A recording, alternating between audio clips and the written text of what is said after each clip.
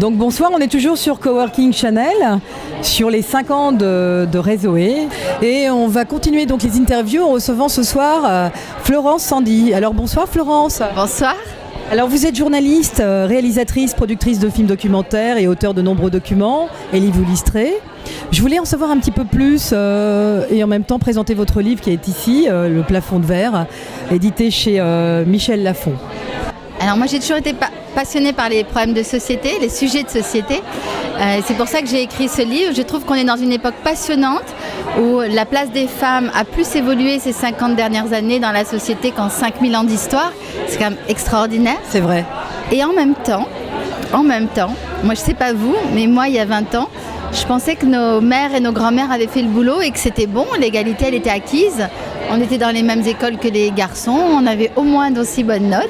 Et alors que les femmes aujourd'hui sont 60% des diplômés Bac+5, elles ne sont que 17% des postes de direction.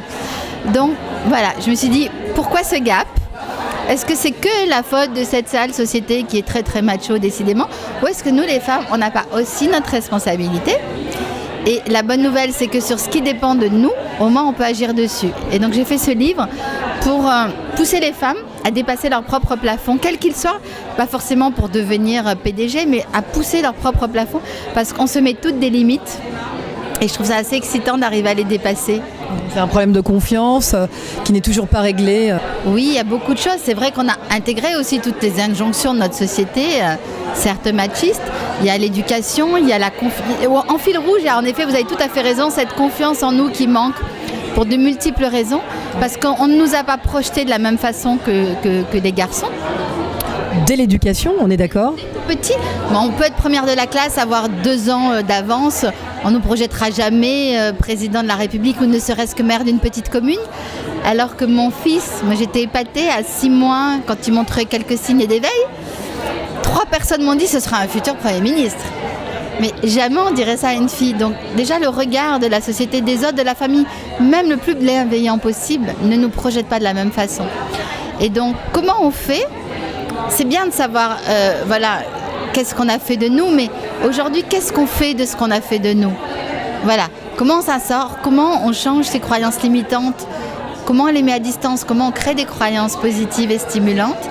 Et comment on se donne les moyens de progresser, de monter la marche d'après, et puis de se sentir bien à la fois en tant que femme et en tant que professionnelle, parce que l'idée, c'est pas de tout sacrifier pour son boulot non plus. Bien sûr.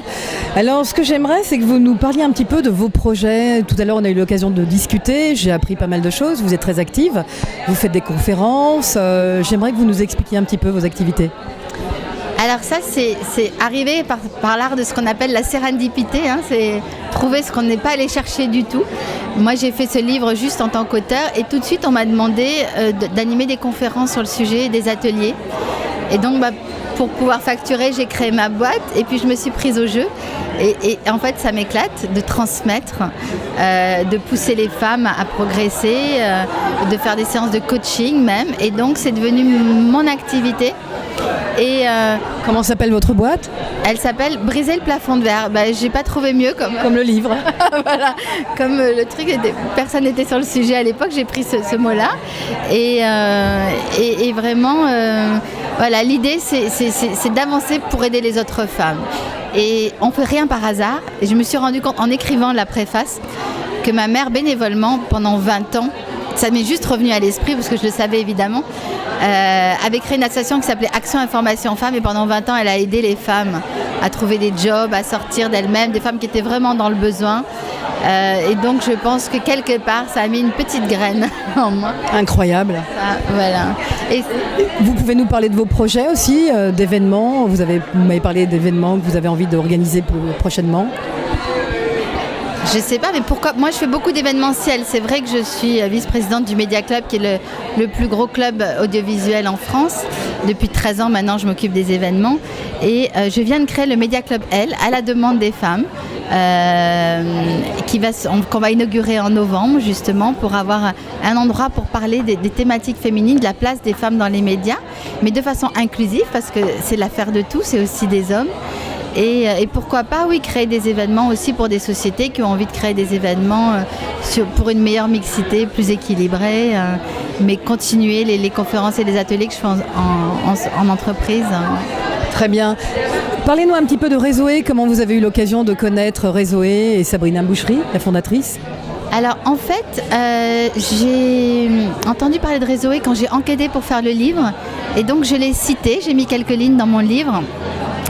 Et Sabrina, très gentiment, m'a rappelé derrière en me remerciant. Je ne la connaissais pas. Voilà. Et j'aime beaucoup Sabrina parce qu'elle a cette bienveillance, c'est-à-dire elle incarne ce qu'elle dit. Voilà.